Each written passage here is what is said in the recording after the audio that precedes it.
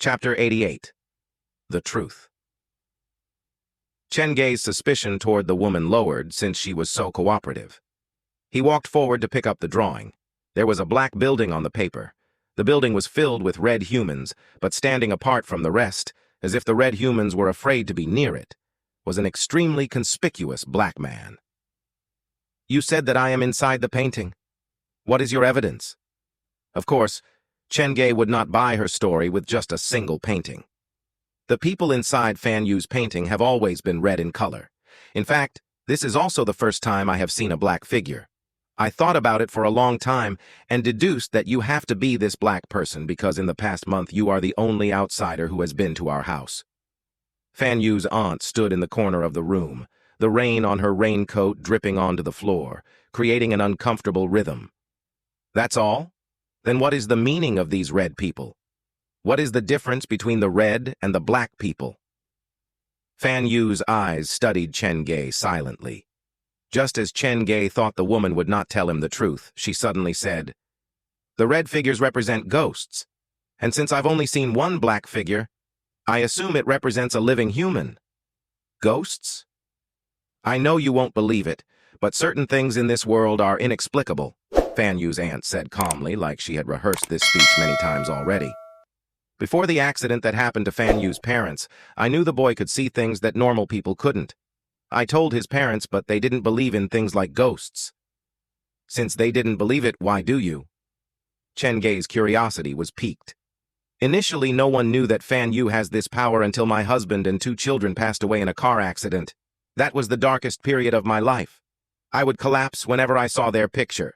Should that happen, Fan Yu would come to me with his drawings. 2 small red children living inside a black house, and he would tell me that the red children are his brother and sister." The woman's eyes softened with warmth. "Naturally, I did not believe him initially. I assumed he was merely trying to make me feel better. But as the number of his drawing increased, my conviction started to shake. I would ask Fan Yu what his brother and sister were doing, and his description would be incredibly detailed. Sometimes he even mentioned little habits of my children that only a mother would notice and know." "That was when you believed Fan Yu can see ghosts?" "Yes. Or I admit perhaps I wish that it is real. Sometimes I even see my own child possessing Fan Yu's body." "Even if what you're saying is true, a child's painting still represents nothing. Don't tell me every human that appears in his drawing will die?" Chen Ge asked cautiously. "You can turn over the paper to look underneath it." Following her instruction, Chen Ge turned the paper over. There was another drawing. This time, it was the painting of an old well. Inside the well, several figures that were redder than usual were climbing out, while a black person stood beside the well. Interestingly enough, the location of the black figure inside the well painting overlapped with the black person's position in the black house on the other side. According to legend, there is an old well at this school that has claimed many lives.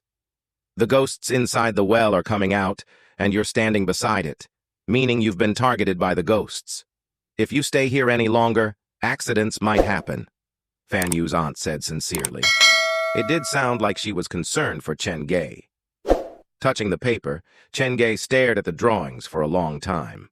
He frowned slightly as he compared the 2 drawings, and an answer settled in his mind. "Looks like I've misunderstood you." Chen Ge put Fan Yu's painting in his pocket, a non-verbal signal that he was not going to return it. "Since I'm planning to leave, let's go together. This way we can watch each other's back. This place gives me the creeps." "You're right." Fan Yu's aunt nodded as she walked toward Chen Ge. Chen Ge seemed to have trusted her fully. He turned to walk away, exposing his defenseless back to the woman.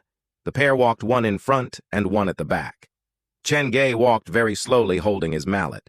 Fan Yu's aunt behind him seemed to fear being left alone, and she slowly increased her speed. If someone was in front to see Chen Ge's expression, they would be shocked to see how calculative the glow in his eyes was. As the distance between them drew closer, as Fan Yu's aunt was about to reach Chen Ge, this slender woman showed a face that was suddenly different from before. Her face was tense, and her hand underneath the raincoat, which was carrying something, reached out to stab Chen Ge. I knew you are suspicious. Chen Ge's reaction was faster than she had anticipated, and the man was crueler than she had thought. The mallet went for her hand, and a kick came soon after. Bang! After Fan Yu's aunt was knocked into the toilet's wall, the thing in her palm clattered to the floor. Chen Ge walked toward her and saw it was a paring knife. The thing was small and was normally used to bone meat, an extremely sharp implement. Her hair falling all over her face, Fan Yu's aunt crawled up from the ground like a vicious ghost. However, Chen Ge did not give her any chance to counter and helped her to the floor again. I've suspected you since I visited your place, but I could not find any proof. Now you've finally shown me your true face. The difference in strength was obvious. Fan Yu's aunt tried several times, but could not get up. All she could do was glare at Chen Ge hellishly. How did you find out? From the very beginning, I didn't trust you, and this drawing provides me with the crucial evidence. The drawing on the back was drawn by your hand. Do you think a child's art is that easily mimicked? Don't look at me like that. You're the one who made the mistake. If you don't want to get exposed, don't do the evil deed in the first place. Chen Ge picked up the paring knife from the floor, and the blade glinted coldly in the dark. You're the one who killed Fan Yu's parents, right? Regardless of your reason, how could you kill your own family in cold blood? It was never my intention to kill. You have no idea what really happened that night. Fan Yu's aunt lashed out at Chen Ge. That is true, but one thing's for sure. You are one of the killers. Chen Ge was considering how to immobilize the woman while waiting for the police to arrive. The real killer is Fan Yu's father. You're pushing the blame onto a dead man? That is your argument? After making sure that Fan Yu's aunt had no more sharp weapons on her, he relaxed slightly. It's true. Fan Yu's aunt collapsed to the floor, and the truth from years ago finally came out of her lips. You must know by now what kind of sick bastard my brother was. It was inside this exact toilet that he caused an innocent girl to go crazy. In the end, I heard that the girl was forced to commit suicide.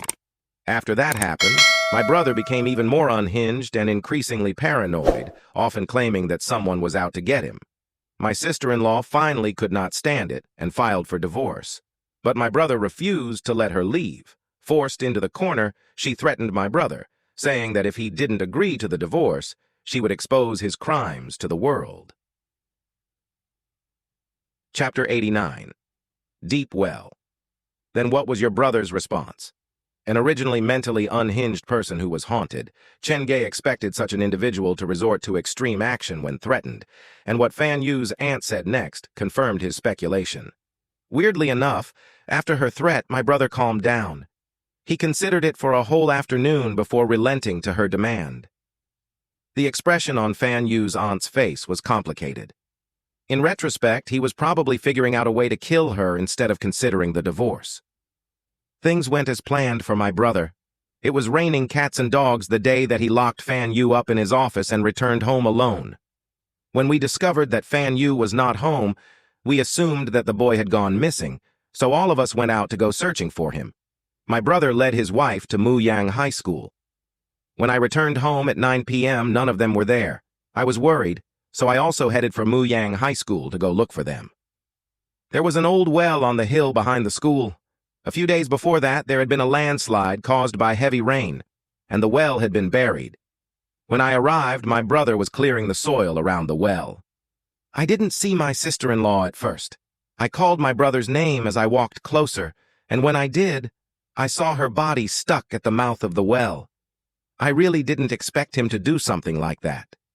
He was such a gentle soul normally, and he really did love his wife.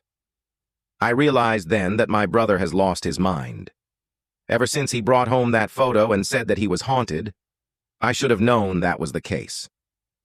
After I stumbled across the murder, I was given two choices. One was to help him cover up the body, and the other was to die.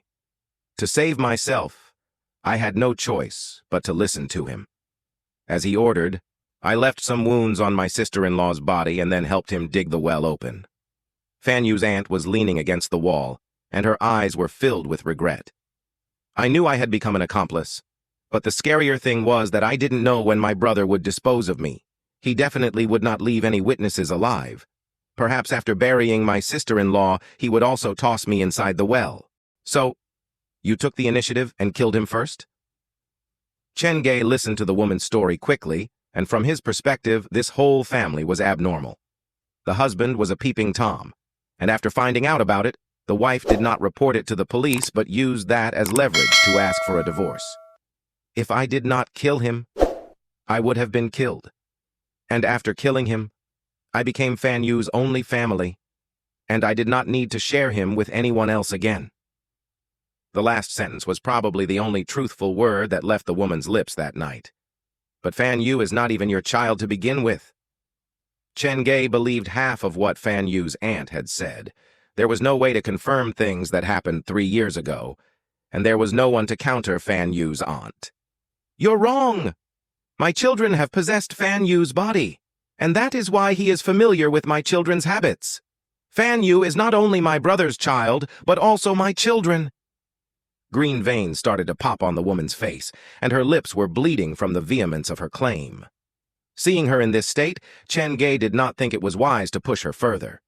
This woman said that her brother was crazy, but from how he saw it, she was not that normal herself. Her mind had probably snapped when her husband and children passed away in the car accident, and she applied her twisted love on Fan Yu when she realized the boy could see her children's lost souls. Looking at the distraught woman, Chen Ge was reminded of the mission description given by the black phone. Everyone has a deep well inside their heart where shameful and unknowable secrets stay buried. Get up. Show me to the well where your brother's body was dumped. The well has already disappeared. After my brother shoved my sister-in-law down the well, I pushed him in. He broke his fall on top of my sister-in-law's body. He screamed and cursed from inside the well, but no one could hear him because of the heavy rain. Fan Yu's aunt pulled at her hair nervously, her arms continuously shaking. I filled the well up with soil, and 3 years have passed since then. I don't even know where to start to look for the well. You only need to give me a general area, Chen Ge said in a normal tone. But it elicited a violent reaction from Fan Yu's aunt. No one will be able to find them! Memory struck the woman's heart like a knife, and her expression twisted with ferocity. I will raise Fan Yu alone. I will give him all the love he needs. If you really love Fan Yu, you wouldn't have done this. Your love benefits only yourself. It's incredibly selfish. When they were at the haunted house, he had noticed that Fan Yu preferred talking to Chen Ge, a stranger, than deal with his aunt.